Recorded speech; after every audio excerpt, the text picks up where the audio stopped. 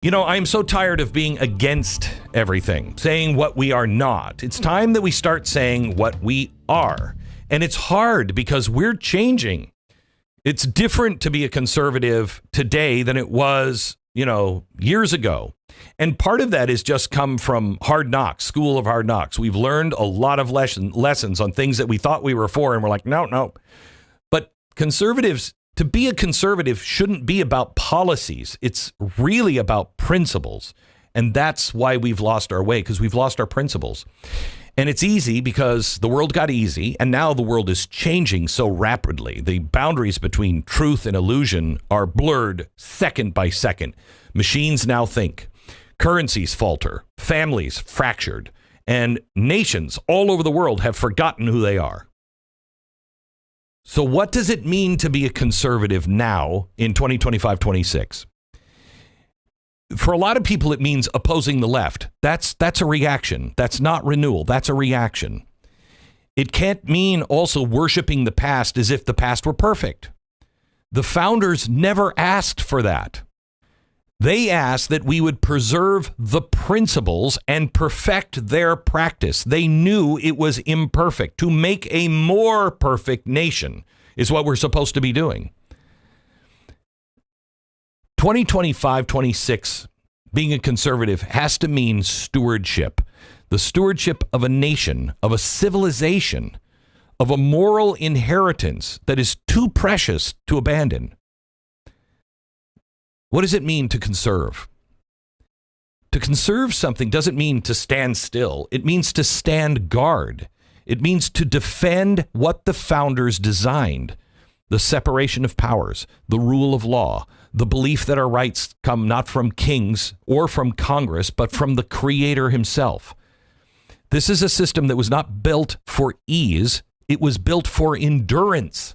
And it will endure if we only teach it again.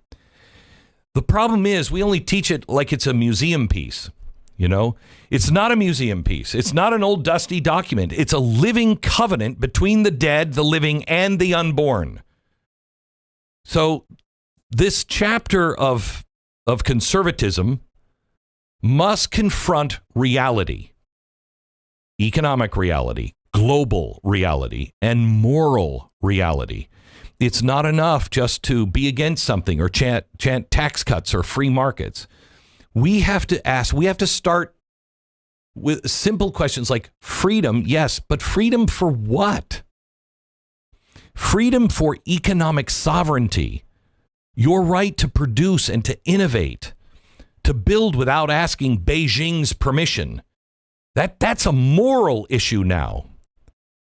Another moral issue, debt.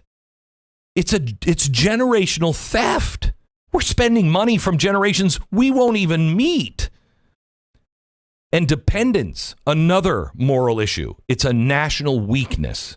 People cannot stand up for themselves. They can't make it themselves. And we're encouraging them to sit down, shut up, and don't think.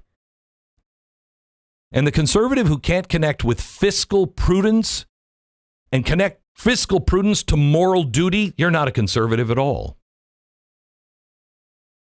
Being a conservative today means you have to rebuild an economy that serves liberty, not one that survives by debt. And then there's the soul of the nation. We are living through a time period, an age of dislocation where our families are fractured, our faith is almost gone, meaning is evaporating so fast. Nobody knows what meaning of life is. That's why everybody's killing themselves. They have no meaning in life. And why they don't have any meaning is truth itself is mocked and blurred and replaced by nothing but lies and noise.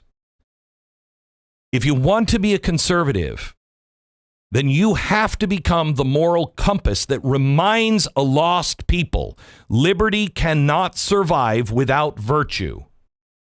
That freedom untethered from moral order is nothing but chaos. And that no app, no algorithm, no ideology is ever going to fill the void where meaning used to live. To be a conservative moving forward, we cannot just be about policies. We have to defend the sacred, the unseen, the moral architecture that gives people an identity. So how do you do that? Well, we have to rebuild competence. We have to restore institutions that actually work. Listen to last hour's monologue on what we're facing now because we can't open the government. Why can't we open the government? Because government is broken. Why does nobody care? Because education is broken. We have to reclaim education, not as propaganda, but as the formation of the mind and the soul. Conservatives have to champion innovation, not to imitate Silicon Valley's chaos, but to harness technology in defense of human dignity. Don't be afraid of AI. Know what it is. Know it's a tool. It's a tool to strengthen people. As long as you always remember it's a tool, otherwise you will lose your humanity to it.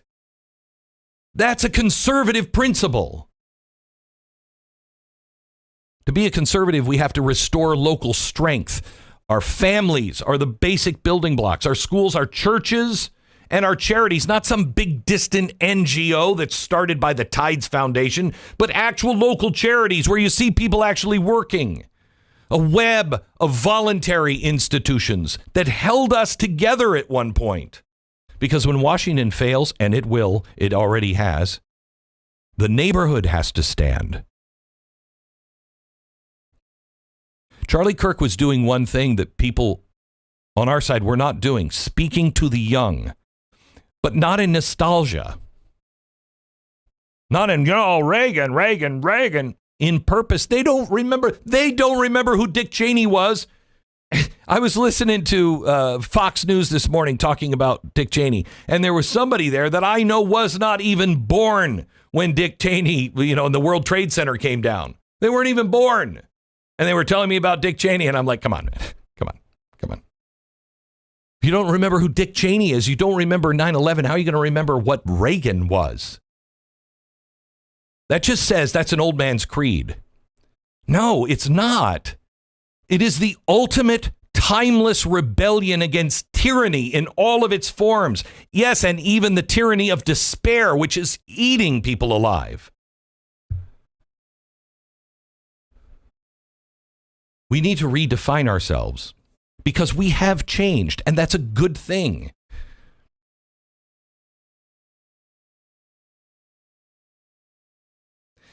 The creed for a generation that will decide the fate of the republic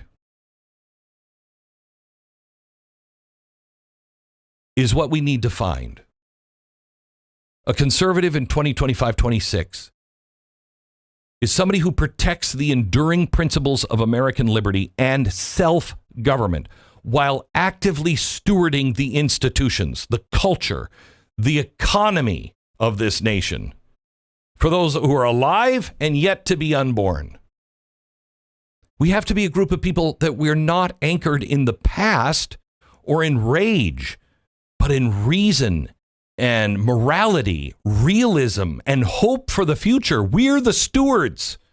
We're the ones that have to relight the torch, not just hold it.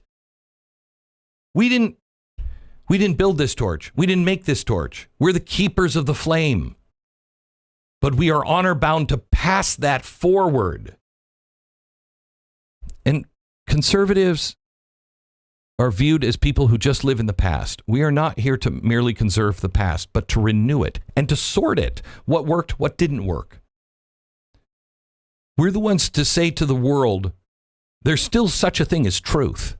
There's still such a thing as virtue. You can deny it all you want, but the pain's only going to get worse. There's still such a thing as America.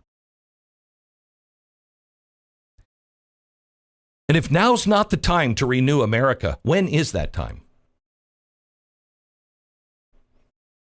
If you're not the person, if we're not the generation to actively stand and redefine and defend, then who is that person?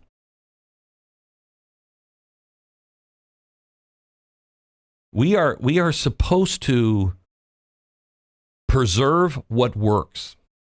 That, I was writing something this morning as I was making notes on this. A constitutionalist is for restraint. A progressive, if you will, for lack of a better term, is for more power. Progressives want the government to have more power. Conservatives are for more restraint. But for the American eagle to fly, we must have both wings, and one can't be stronger than the other.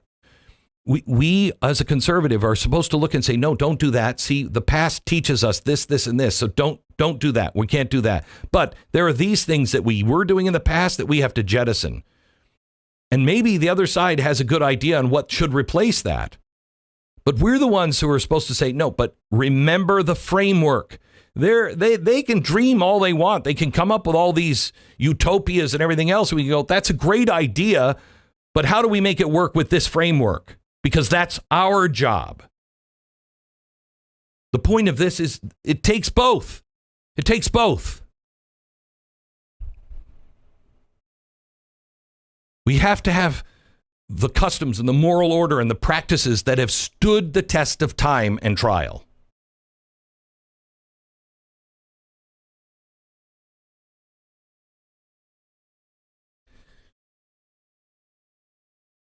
We're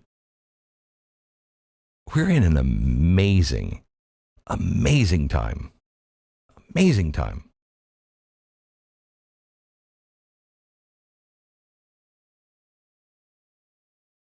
We live in a time now where anything, literally anything, is possible. I don't want to be against stuff. I want to be for the future. I want to be for a rich, dynamic future, one where we are part of changing the world for the better, where more people are lifted out of poverty, more people are given the freedom to choose whatever it is that they want to choose as their own government and everything. I don't want to force it down anybody's throat. I'm so excited to be a shining city on the hill again. We have that opportunity right in front of us, but not if we get bogged down in hatred, in division, not if we get bogged down into being against something. We must be for something. I know what I'm for. Do you?